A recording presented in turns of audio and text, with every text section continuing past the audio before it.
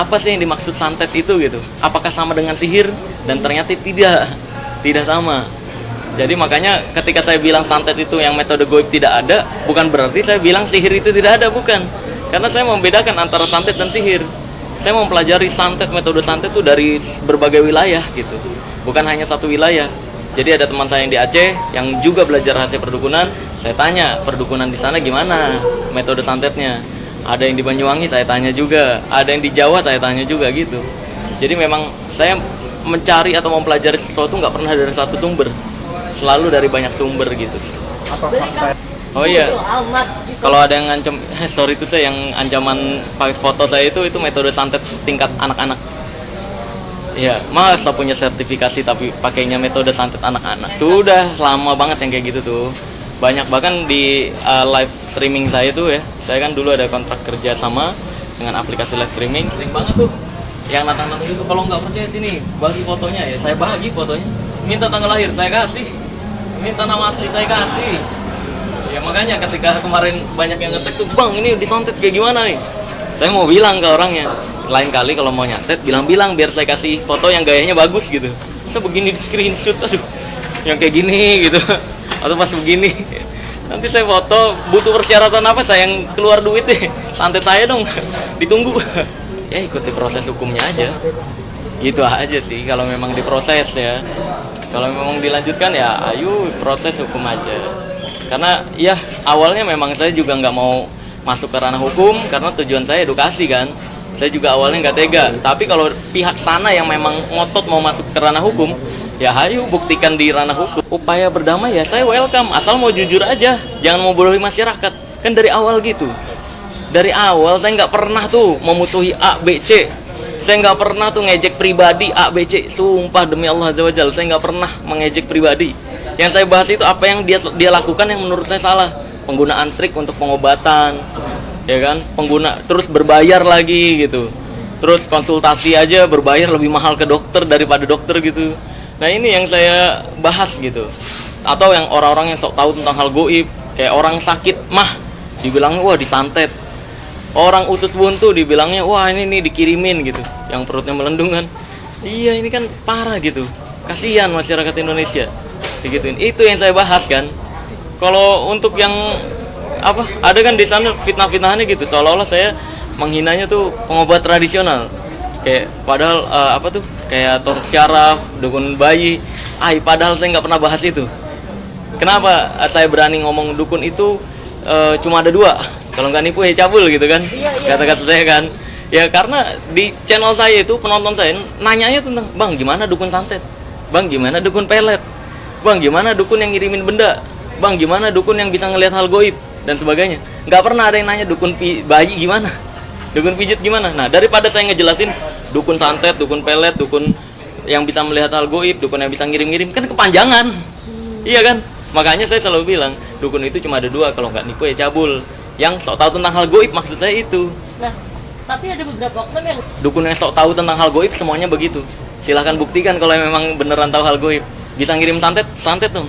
Kalau emang jobnya sepi, pakai penglaris. Gitu dong. Malah lapor polisi. Aduh. tapi dari kamar sendiri. Ya, bagi saya tetap begitu sih. Ya pro kontra itu ada kan. Ketika kita dijajah Belanda juga begitu kan. Ya kan, ketika kita dijajah Belanda, ada yang pro Belanda, ada yang pro ke Indonesia. Nah, begitu juga dengan hal ini gitu. Ada yang pro ke masyarakat, ada yang pro ke dukun. Nah, alhamdulillah saya ingin menunjukkan ke Allah Azza wa Jalla bahwa saya berpihak ke Allah. Saya berpihak ke masyarakat, bukan berpihak ke hal-hal yang sok-sok tahu tentang hal goib semacam itu gitu. Karena memang dalam semua agama kan perdukunan dilarang, tapi percaya hal goib wajib. Maka dari itu beda.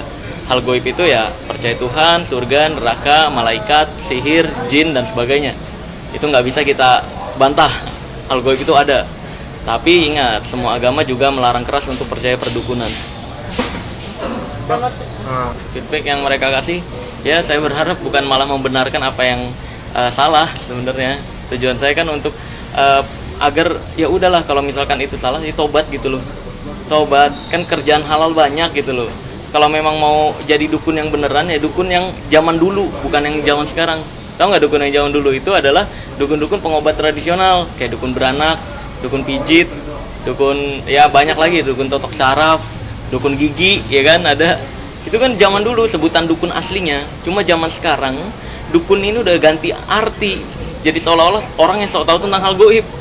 Seolah-olah orang yang bisa ngelihat jin. Orang sakit dibilangnya disantet. Orang putus cinta dibilangnya dipelet. Yang kayak gini ini yang saya bahas. Makanya dukun yang saya maksud itu bukan pengobat tradisional, tapi dukun yang sok tahu tentang hal goib. Itu udah berkali-kali saya jelaskan di channel YouTube saya gitu. Cuma ya memang ada aja orang-orang yang menggoreng seolah-olah yang saya bahas nih pengobat tradisional gitu. Ya biarkan aja lah. Ya itu mungkin ujian kesabaran juga untuk saya. Iya kalau nganggapnya itu hiburan. Saya nggak mau mempermasalahkan. Hiburan seperti itu dalam dunia magic disebutnya bizarre magic. Bizarre itu hal-hal keajaiban yang seolah-olah disangkut pautkan dengan goib. Saya pribadi sih kalau kayak gitu kan nggak ada yang dirugikan kan. Orang yang mau nonton percayanya apa ya terserah.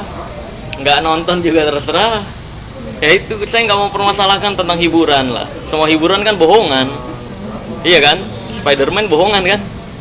Superman bohongan kan? Nah, saya pribadi nggak mau permasalahkan kalau memang hiburan. Yang saya permasalahkan itu orang-orang yang membuat konten hiburan semacam itu, terus di deskripsinya ditulisin terima transfer penyakit ke kelapa, terima transfer penyakit ke kambing. Nah, terus ujung-ujungnya ketika orang ada yang mau datang konsultasi aja bayar. Nah ini kan yang bahaya. Ini udah bukan lagi hiburan kalau udah kayak gitu. Tapi Benda-benda ya itu banyak di toko alat dukun. Di toko alat dukun banyak. Ya benda-benda biasa, besi-besian gitu. Biasanya kan kayak ada telur koclak yang biasanya ditaruhin. Telur yang kalau di kayak batu berbentuk telur kalau di kocok-kocok bunyi celok gitu. Jadi memang itu hal umum yang ada di toko alat dukun. Loh itu kan udah terbongkar di podcastnya Dr. Richard Lee kan, krunya ada yang naruhin. Tonton aja di podcastnya Dr. Richard Lee, di situ terlihat jelas krunya yang menaruh. Cuma kalau pas Densu katanya kebetulan yang di bagian itu nggak CCTV nggak sampai ini tersorot gitu, makanya nggak bisa diekspos seperti Dr. Richard Lee yang mengekspos. oke. Iya. Kebohongan publik teman-teman.